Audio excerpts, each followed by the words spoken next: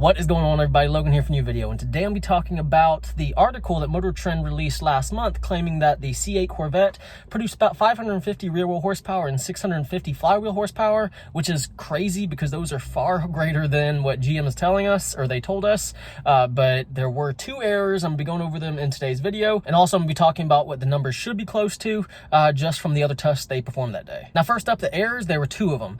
One error is that the dyno was set in four-wheel drive mode versus two-wheel, which to me, I don't really understand, how the dyno can't really pick up that there's only two wheels spinning versus four. So basically the dyno thought it was an all-wheel drive car, and with all that power being put at the rear wheels, just the rear wheels, that's what it was just assuming the horsepower would be. Obviously the Corvette's just a two-wheel drive. Well, this model, the base model, is a rear-wheel drive. There is possibilities of the ZR1 or Z06 being all-wheel drive. We'll just have to wait and see what GM confirms and releases. So that accounts for part of that astronomical number.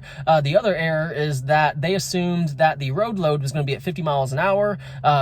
Because that was just what the previous generation was. That's clearly not what this generation is. And they could have determined what the road load was, but they just didn't have enough time to test it and everything like that. So that was the other error. Now, regardless, this is going to be a very cool car. I can't wait to actually see what the real horsepower numbers are, what the Z06 ZR1 is going to be, because there's talk that it's going to be like a flat plane crank, a little bit smaller of a V8, but the ZR1 could be like an all-wheel drive flat plane crank engine. That would be really, really cool, and possibly all-wheel drive.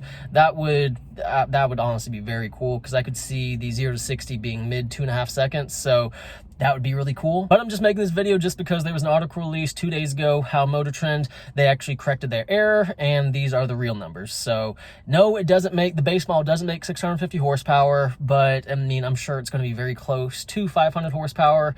I couldn't imagine it being too far less, because that is what GM is advertising everywhere, and they know that all these tuner shops are going to get their hands on these, dyno test them, see what the real numbers are, and they'll probably be closer to about 500. I just think it's crazy that whenever they released that article, how it literally broke the internet. Everyone was freaking out, saying, this is crazy that this is the real numbers, this is on a dyno test, which that's what everyone was waiting for, was the real dyno test numbers, but it's just the dyno test numbers we got aren't accurate. But like I said, they're probably going to be closer to about 500. They're going to be closer to the advertised horsepower. We'll just have to wait and see when people get their hands on them. But guys, that is it for this video. Let me know what y'all think down in the comments below. What do y'all think the horsepower number is going to be close to? And if you're in the Houston area and you're going to be getting a C8 Corvette, either shoot me an email at bubbablue843@gmail.com, or you can or just leave a comment down below, and I would love to do a video on it. So let me know what y'all think down in the comments below.